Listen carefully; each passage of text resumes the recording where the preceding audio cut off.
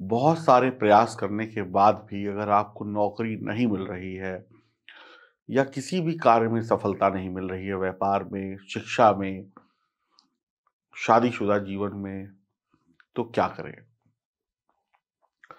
सारे उपाय कर लिए, सारे ज्योतिष विद्या अपना ली, अब क्या? तो ये वीडियो उन्हीं लोगों के लिए है जो लोग प्यार में धोखा खाए हैं, जो लोग नौकरी में असफल है, व्यापार में असफल है, किसी भी क्षेत्र में असफल है। इसके पीछे का कारण क्या है वो मैं आपको इस वीडियो में बताऊंगा। हर व्यक्ति को नौकरी की जरूरत होती है, हर व्यक्ति को प्यार की जरूरत होती है, हर व्यक्ति को परिवार की जरूरत होती है, पैसे की जरूरत होती है। परिवार चलाने के लिए पैसा बहुत जरूरी है और हर व्यक्ति को पैसा कमाने के लिए मेहनत करनी पड़ती है। कुछ लोग अपनी मेहनत और योग्यता के अनुसार पा लेते हैं और अच्छा जीवन चलाते हैं, अपना और अपने परिवार का जीवन सुखी बना लेते हैं।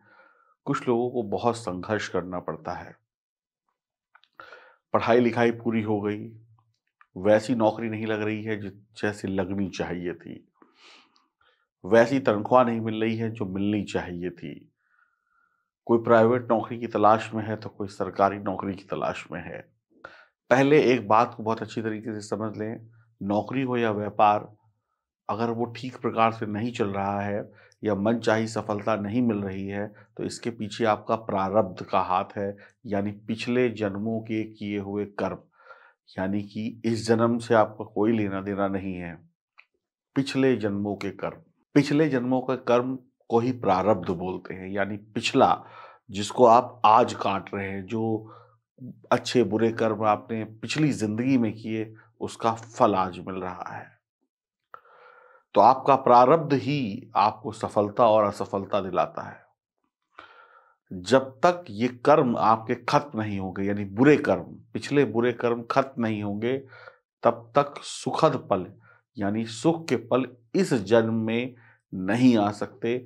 आप चाहे कुछ कर ले, ज्योतिष के उपायों से, ईश्वर की कृपा से वक्त को बदला जा सकता है, लेकिन बदलने वाला सिर्फ और सिर्फ ईश्वर है, ना कि इंसान। जब तक आपके प्रारब्ध के कष्ट खत्म नहीं होंगे, तब तक सफलता नहीं मिल सकती। आप लाख कोशिश करके देख लें, आजमा के देख लें, आप कितनी भी कोशिश कर लें, पिछले कर्म आपको भोगने ही पड़ेंगे। ईश्वर के प्रति सच्ची आस्था जो लोग रखते हैं, उन्हीं के प्रारब्ध के कष्ट सिर्फ और सिर्फ ईश्वर काट सकते हैं, इंसान के बस की बात नहीं है। ईश्वर से की गई सच्ची प्रार्थना और नियम पूर्वक प्रार्थना ही आपके प्रारब्ध से आपको मुक्ति दिला सकती है, अन्यथा इस ब्रह्मांड में कोई और ताकत नहीं है जो आपको मुक्ति दिला सके।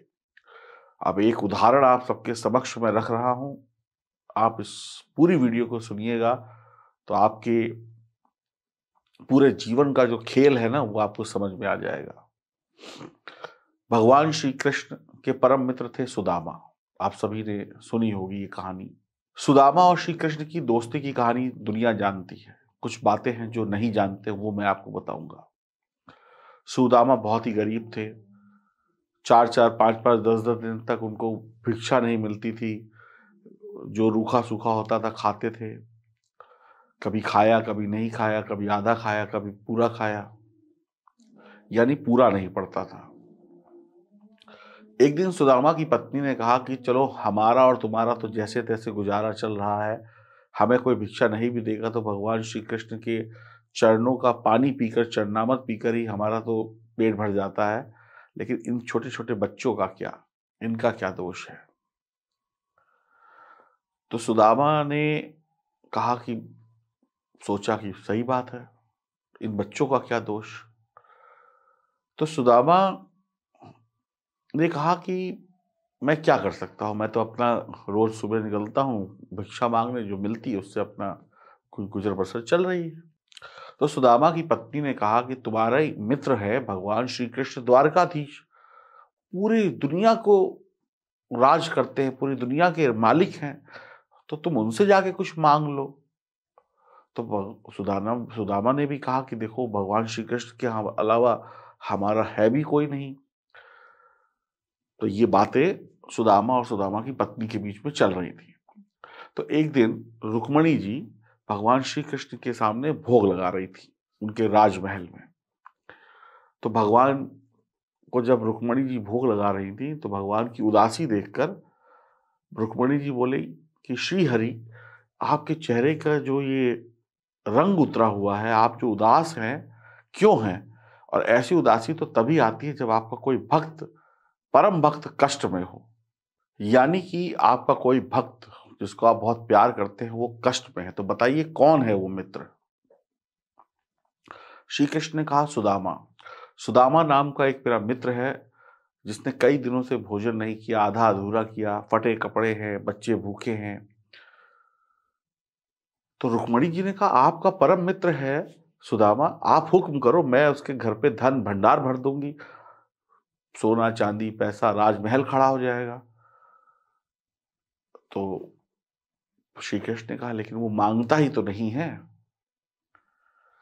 तो कहा, श्री कृष्ण ने कहा मेरे परम मित्र को धन दौलत की चाहत नहीं है, लालच नहीं है, ना ही उसने कभी मांगा, तो मैं कैसे उसको दे दूं? ये तो उसका अपमान हो जाएगा। अगर वो मांगे तो मैं उसको दुनिया की दौलत दे दूं।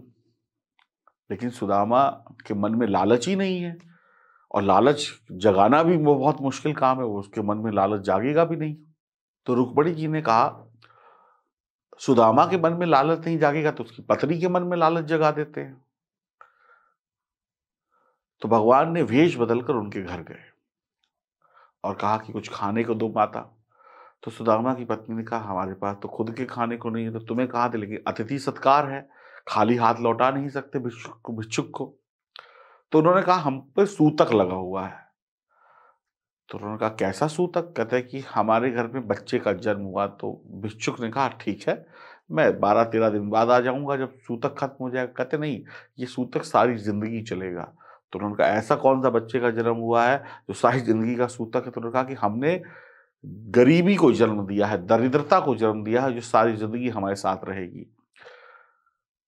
तो भगवान समझ गए कि देखिए क्या कला है, क्या ज्ञान है कि मना भी नहीं किया और मना भी कर दिया। हमारे पास देने को कुछ नहीं है, इसलिए मैं अपवित्र हूं। सूतक जब लगा होता है तो व्यक्ति अपवित्र होता है, तो जो अपवित्र है वो दान नहीं कर सकता।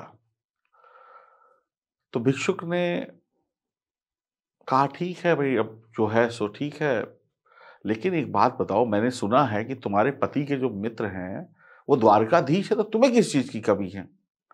भगवान ने अपनी रासलीला खेल दी। लेकिन मुझे समझ में नहीं आ रहा, वो महलों में बैठे हैं, तुम परम मित्र हो, तुम्हारे पास खाने को दो अन्न नहीं है। एक बार अपने पति से कहो कि जाए और मिल के आए, शायद कुछ अच्छी तुम्हारी किस्मत बदल जाए। तो सुदामा की पत्नी ने थोड़ी देर बाद जब सुदामा घर आए तो उनको समझाया कि अरे मांग लो। तो उन्होंने कहा नहीं, मैं नहीं मांग सकता। कहते अच्छा चलो मिलने चले जा, दोस्त से मिलने में क्या दिक्कत है? तो कहते हाँ ये बात ठीक है, मैं अपने मित्र से मिलने चला जाता हूँ। तो सुदामा की पत्नी ने सुदामा से कहा कि तुम अपने मित्र से कुछ जाकर मांग लो, वो तुम्हारी सहायता कर देंगे। तो सुदामा ने कहा नहीं नहीं, मैं मांग नहीं सकता, मैं नहीं मांगने जाऊंगा। तो सुदामा की पत्नी ने कहा चलो मांगना नहीं तो वैसे ही मिलने चले जाओ, अब एक मित्र से मिलने में क्या बुराई है? तो ठीक है, सुदामा ने कहा ये बात तो ठीक है, बड़े टाइम हो गया मैं अपने मित्र से मिला भी नहीं, तो मिलने चला जाता हूँ। तो सुदामा ने कहा मैं मित्र से मिलने जाऊंगा, मेरे पास तो ना अच्छे वस्त्र, ना चप्पल, ना जूता, ना मेरे पास कुछ, मित्र से इतने समय के बाद मिलने जाऊंगा तो कुछ हाथ खाली हाथ कैसे जाऊं? तो सुदामा ने कहा ये तो ठीक नहीं है, मैं मिलने तो जाना चाहता हूं, लेकिन मेरे पास तो कुछ मित्र के घर ले जाने को नहीं है, तो खाली हाथ कैसे जाऊं? तो जैसे तैसे सुदामा की पत्नी ने और सुदामा ने थोड़े से चावल का इंतजाम किया और एक पोटली में बांधकर सुदामा अपने मित्र से मिलने चले गए। देखिए जब समय बिगड़ता है ना तो ऐसी ही गरीबी आती है। एक दोस्त राजमहल में बैठा है और मित्र के पास खाने को नहीं है। अब जब सुदामा महल के राजद्वार पर पहुंचे, महल के दरवाजे पर पहुंचे, तो उन्होंने जो द्वारपाल होते हैं उनसे कहा कि भाई मैं द्वारकाधीश से मिलना चाहता हूँ। तो उनके जो वो थे सैनिक वैनिक, उन्होंने कहा जबान संभाल के बात करो, तुम जानते हो तीनों ब्रह्मांड के को चलाने वाले द्वारकाधीश से तुम जैसा भिखारी मिलने आया है, जबान संभाल के बात करो वरना महल के बाहर फेंक देंगे। कहा भाई अब क्या किया जाए? तो उन्होंने कहा एक बार जाओ और उनको बोल के तो आओ कि देखो सुदामा आया है। तो उन्होंने कहा चलो भाई अब बोलना पड़ेगा, कोई भी आता है तो बताना तो पड़ता है, बाकी भगवान की मर्जी, मिले ना मिले। तो गए, अंदर खबर पहुंची कि जैसे द्वारपाल ने कहा कि अंदर जाके महल में भगवान बैठे हुए थे बिस्तर के ऊपर, अपना महल के ऊपर बिस्तर में जहां भी, कि कोई सुदामा मिलने आया। तो भगवान कूद गए बिस्तर से, अपने राज सिंहासन से कूद कर नंगे पैर भागते चले गए खूब लंबे दूरी से कि मेरा मित्र सुदामा है। तो सारे द्वारपाल और बाकी जितने लोग महल के थे वो देख के भौचक्के रह गए, उनकी आंखें खुल गई। अरे ऐसा कौन वीआईपी आ गया? यहाँ तो ब्रह्मा जी, विष्णु जी, शंकर जी आते हैं, उनको 3-3 घंटे इंतजार करना पड़ता है। ऐसा कौन सा व्यक्ति आ गया जिसपे भगवान उछल के कूद के भागते हुए चले गए? तो अब भगवान गए तो सब सुदामा को अपने साथ लेकर आए अपने महल में, उस महल पे अपने जहाँ पे खुद बैठते थे भगवान श्री कृष्ण, वहाँ पे बैठाया और उनको उनके पैर धोए, उनके पैर साफ किए। उनका क्या हाल बना रखा है? कहते कि भाई मैं तो ऐसे ही था, भाई आया मिलने के लिए, बड़े दिन हो गए थे। तो बोले कि कुछ लाए नहीं? उसने कहा, तो सुदामा छुपा रहे थे कि यदि इतना बड़ा राजा आदमी, इसको चावल जरा से मैं क्या दूंगा। कहते देखो चोरी मत करो, ये चावल मुझे दे दो। तो श्री कृष्ण ने वो चावल छीन लिए और खा लिए। हम आपको शॉर्ट में स्टोरी सुना रहे हैं। और खा के वो तृप्त हो गए। क्या हुआ? वो तृप्त हो गए। तृप्त हो जाने के बाद अच्छी बातचीत हुई। रुक्मणी जी अपना खूब सारे 56 भोग लेकर आई। भगवान ने उनको नए वस्त्र दिए, सब कुछ दिया और कहा आओ भगत हुई। उसके बाद उन्होंने कहा ठीक है अब मैं चलता हूँ, और बढ़िया हाल चाल लिया घर परिवार का और कहा कि देखो ये महंगे महंगे वस्त्र तुमने पहने हुए, संभल कर जाना, कहीं चोर झुक के लूट न ले, तो अपने पुराने वस्त्र पहन के ही चले जाओ। कहते ये भी बात ठीक है। देखो तो सुदामा ने कहा देखो कितना मेरा अच्छा मित्र है जो मेरी कितनी चिंता करता है। सुदामा अपना अच्छी तरीके से कृष्ण से मिलकर अपना चले गए। तो जैसे वो अपने शहर में पहुंचे तो वहां पे सब राजमहल ये वो बढ़िया शान और शौकत। तो उन्हें लगा कि पता नहीं मैं कहीं गलत जगह आ गया, यानी किस्मत बदल गई। क्या मतलब हुआ? तो भगवान ने कहा विधाता को, जो किस्मत लिखते हैं, कि इसके भाग्य में कल तक दुर्भाग्य लिखा था, यानी गरीबी, दुर्भाग्य, पीड़ा, अब इसको मिटा दो, अब सौभाग्य लिख दो, यश लिख दो, कीर्ति लिख दो, धन दौलत लिख दो। तो उन्होंने कहा ऐसे कैसे, ऐसे कैसे लिख दे भाई, ऐसा क्या किया इसने? तो उन्होंने कहा जो उसने मुझे चावल खिलाए, जो चावल मैं मुट्ठी भर चावल खाए, उससे मैं यानी कि पूरा ब्रह्मांड, ब्रह्मांड में जो एक इंसान है, जीव है, जंतु है, जो जो मैं हूं, वो तृप्त हो गया। और जब मैं तृप्त हो गया तो जो मुझको तृप्त करने का पुण्य मिलना चाहिए वो इसको दे दो। तो यानी कि गरीबी खत्म, अमीरी शुरू। तो अब आपको समझ में आई कि ज्योतिष और प्रारब्ध में क्या फर्क होता है। कि ज्योतिष प्रारब्ध के साथ चलता है, जैसा प्रारब्ध होगा वैसा आपको रिजल्ट मिलेगा। तो भगवान से मांगिए कि मेरे प्रारब्ध के बुरे कर्मों को नाश करो, उसके लिए यत्न प्रयत्न करिए, तभी ये जीवन सफल होगा। समझ रहे आप? और जैसे सुदामा की जिंदगी भगवान ने बदल दी, वैसे ही आपकी भी जिंदगी बदल सकती है। तो उसके लिए ईश्वर से प्रार्थना करनी पड़ेगी, और ईश्वर से ये भी कहिए कि आप मेरी मदद करिए, मदद नहीं कर सकते तो मुझको परेशानियों से लड़ने की ताकत दें। आपको एक उदाहरण देता हूं। आप कोई दाल खाते हैं, दाल सब्जी, वो दाल जो है वो बहुत अच्छा पकी हुई दाल है। अगर आपके प्रारब्ध में कर्म अच्छे होंगे तभी वो दाल आपके घर आएगी, तभी आप उसको पका पाएंगे, वरना आएगी ही नहीं। अब आपके प्रारब्ध में लिखा था कि आपको दाल मखनी खानी है। उस दाल मखनी के ऊपर जो देसी घी डलता है एक्स्ट्रा, और ऊपर से जो धनिया का हरा पत्ता और अदरक जो उसको सजाते हैं, जिसको और खूबसूरत बनाते हैं, जो उसके स्वाद को बहुत खूबसूरत बनाते हैं, वो ज्योतिष है। तो पहले दाल आएगी, ज्योतिष बाद में आएगा। और आजकल की दुनिया क्या है कि पहले ज्योतिष, वो चाहती है कि ज्योतिष से अपना प्रारब्ध मिटा दें, तो ये असंभव है।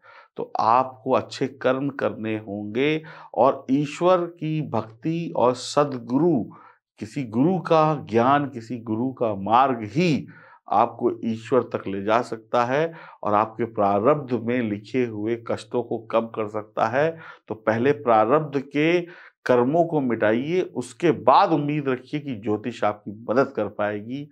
इस बात को जितनी जल्दी समझ लेंगे उतनी जल्दी आपका भला है। तो सुदामा का एक उदाहरण हमने आपको जल्दी-जल्दी दिया कि उनके भी भाग्य में दरिद्रता लिखी थी, लेकिन उन्होंने भगवान को खुश करके, बिना लालच के, बिना किसी अ, तिगड़म के भगवान को खुश किया और भगवान ने उन्हें सौभाग्य का आशीर्वाद दे दिया। दुर्भाग्य मिट गया। फिर आपकी किस्मत चमकेगी। इसीलिए कहा जाता है कि बुरे कर्म जब होते हैं तो ईश्वर से प्रार्थना की जाती है, ईश्वर के सामने नाक रगड़ी जाती है कि मेरे कष्ट मिटाओ, फिर ज्योतिष काम करेगी।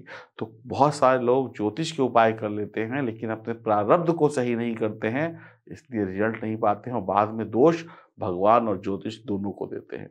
तो उम्मीद करता हूँ ये वीडियो आप लोग शेयर करेंगे, लोगों को बताएंगे और आपके भी मन में जो प्रश्न होंगे ज्योतिष को लेकर कि हमें सफलता क्यों नहीं मिलती है, उसका भी उत्तर शायद आपको मिल गया होगा। हरिओम, नमस्कार।